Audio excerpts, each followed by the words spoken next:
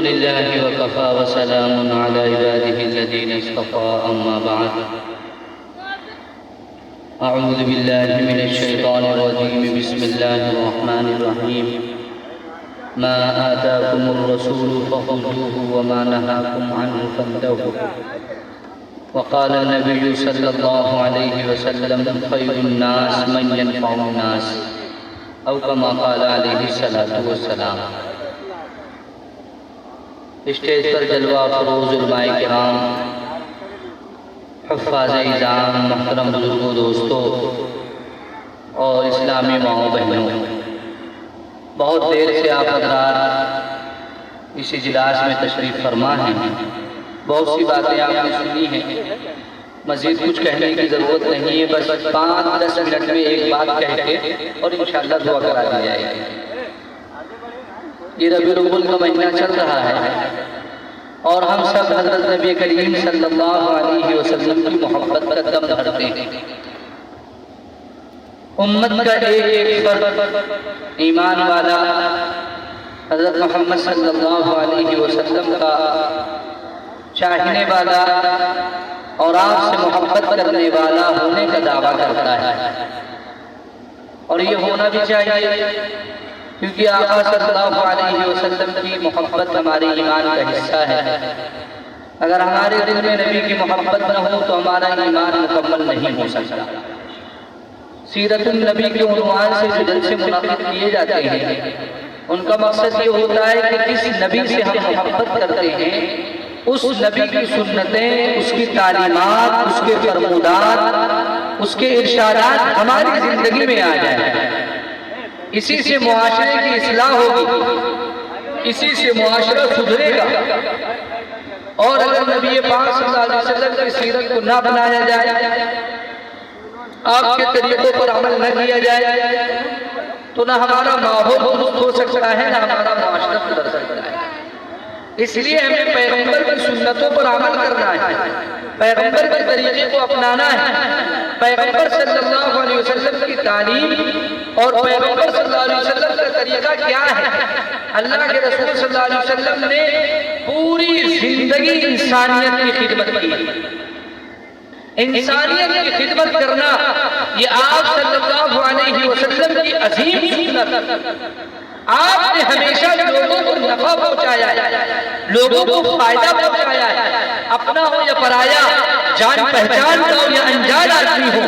کوئی بھی ہو، آقا صلی اللہ علیہ وسلم اس کو فائدہ پہنچانے کی کوشش کرتے تھے انسانیت کے نام پر۔ یہ بھی اللہ کا بندہ ہے، اللہ نے اس کو بھی پیدا کیا ہے، اللہ نے ہمیں بھی پیدا کیا ہے۔ ہماری ذمہ داری ہے کہ اللہ کے بندوں کے ساتھ خیر خواہی کی جائے، ان کو نفع پہنچانے کی کوشش کی جائے جیسے بھی ہو سکے۔ اللہ کے رسول صلی اللہ علیہ وسلم کو نبوت سے پہلے بھی حضرت خدیجہ رضی اللہ تعالیٰ عنہ نے پہلی وحی نازل ہونے کے وقت جب آپ گھر تشریف لائے تو آپ کو تسلی کے کلمات کہے ہیں، اِنَّكَ لَتَصِلُ الرَّحْمَ وَتَحْمِلُ الْكَلَّ وَتَقْرِي الزَّيْفَ وَتُكْسِبُ الْمَعْدُومَ وَتُعِينُ عَلَى نَوَائِبِ الْحَقِّ کہ اے میرے آقا، اے میرے سرتاج، آپ کو صلہ رحمی کرتے ہیں، آپ کو کمزوروں کو بوجھ اٹھا لیتے ہیں، آپ کو مہمان نوازی کرتے ہیں، آپ کو بے بس لوگوں کو، لاچار لوگوں کو کما کر کھلاتے ہیں۔ مصیبت آ جائے، آسمانی مصیبت، زمینی مصیبت تو آپ کی مدد کرتے ہیں۔ آقا صلی اللہ علیہ وسلم کی ان صفات کا تذکرہ کیا جا رہا ہے جن صفات کے ذریعے آپ اللہ کے بندوں کو فائدہ پہنچاتے ہیں۔ ہمیں بھی چاہیے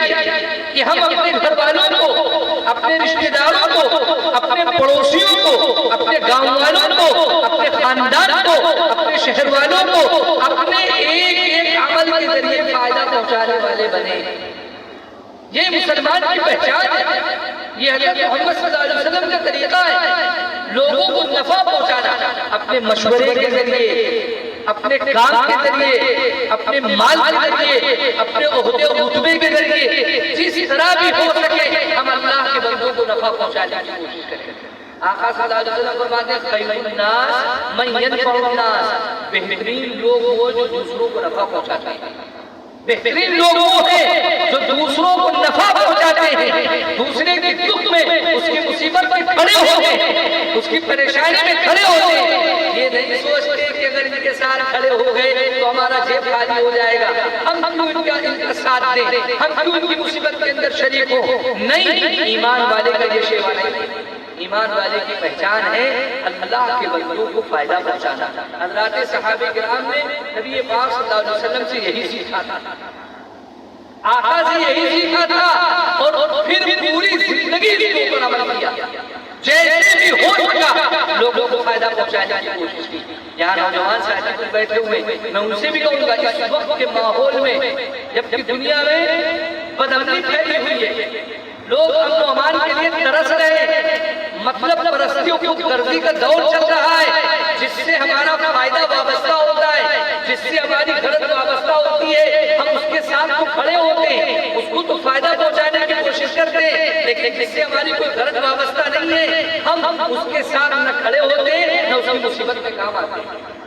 اس لیے ہمیں چاہیے کہ ہم محمد صلی اللہ علیہ وسلم کے اس فرمان کو اپنے سامنے رکھیں کہ آقا نے فرمایا کہ بہترین لوگوں جو دوسروں کو نفع پہنچاتے ہیں، صحابہ نے لوگوں کو نفع پہنچایا۔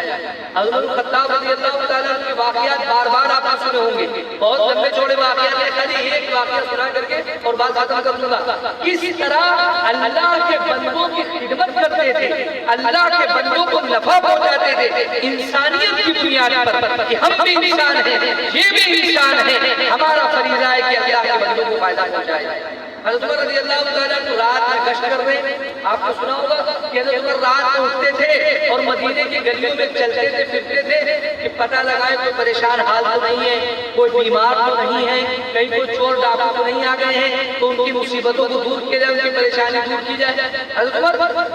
گشت کر رہے ہیں، گشت کرتے کرتے آپ کی نظر مدینے سے باہر ایک خیمے پر پڑی اور آپ نے دیکھا کہ باہر ایک آدمی بیٹھا ہوا اکیلا۔ حضرت عمر اس کے قریب گئے، علیک سلیک کے بعد نہ وہ حضرت عمر کو پہچانا تھا نہ حضرت عمر اس کو پہچانتے تھے۔ اس کے بعد بیٹھ کے بات چیت ہونے لگی، کافی دیر تک بات چیت ہوئی تو خیمے کے اندر سے کراہنے کی آواز آ رہی تھی،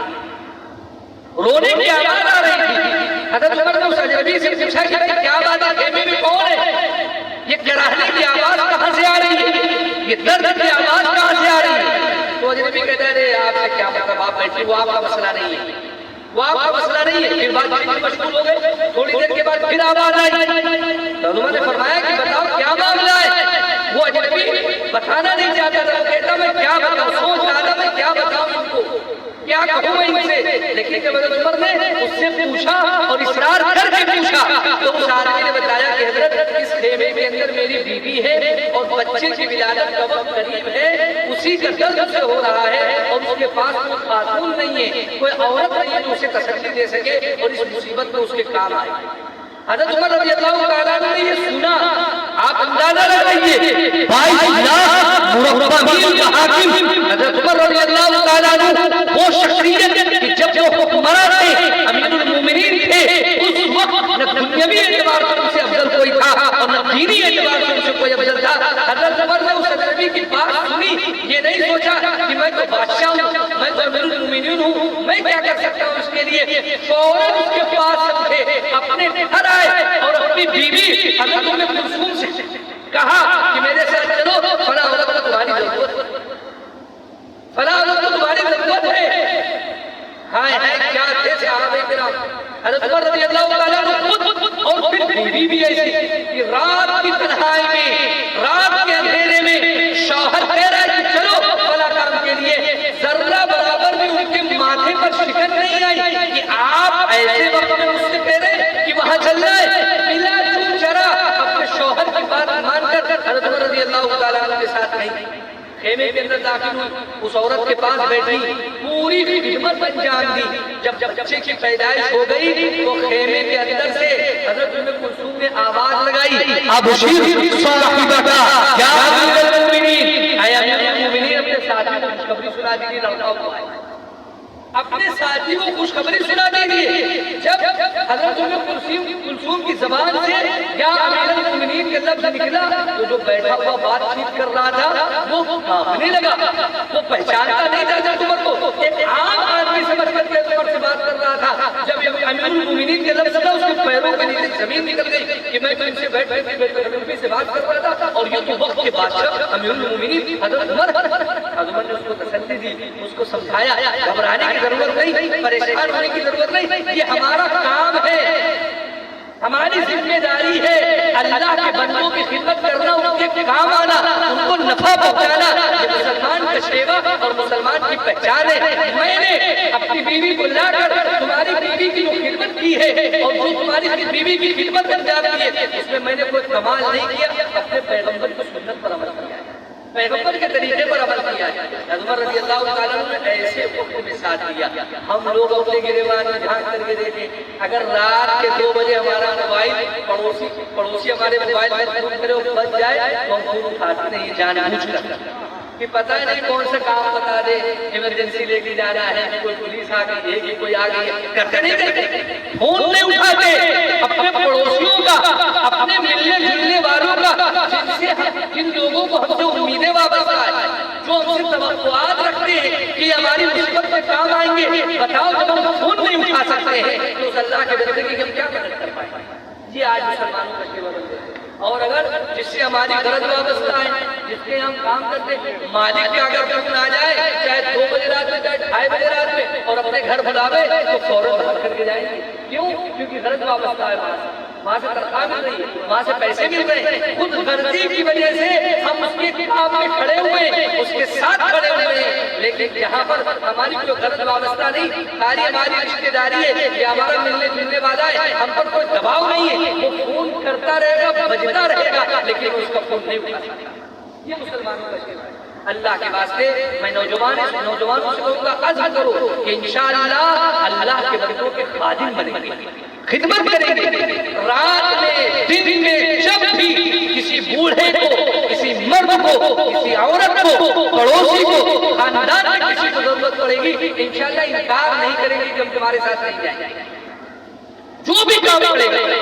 پیغمبر کی سنت کو زندہ کرنے کے لیے، پیغمبر کی سنت پر عمل کرنے کے لیے، کہ بہترین لوگ ہوں جو دوسروں کو نفع پہنچاتے ہیں، انشاءاللہ ہم لوگوں کے کام آئیں گے، اپنے پڑوسیوں کو کام آئیں گے، اپنے گاؤں والوں کے کام آئیں گے، اپنے خاندان کے کام آئیں گے، جس سے ہماری پہچان ہوگی، اگر اس سے مدد کی ضرورت ہوگی اس کی بھی مدد کریں گے، اور جس سے ہماری پہچان نہیں ہوگی، اگر اس سے مدد کی ضرورت ہوگی تو اس کی بھی مدد کریں گے۔ کرو گے بھائی انشاءاللہ؟ عرض کرو کہ انشاءاللہ خادم بن کر کے زندگی گزاریں گے، لوگوں کو نفع پہنچائیں گے، اپنا ہو یا پرایا سب کے ساتھ انشاءاللہ ہمدردی کریں گے۔ اللہ تعالیٰ مجھے بھی اور آپ تمام حضرات کو کہنے سننے سے زیادہ عمل کی توفیق عطا فرمائے۔ وآخر دعوانا ان الحمدللہ رب العالمین۔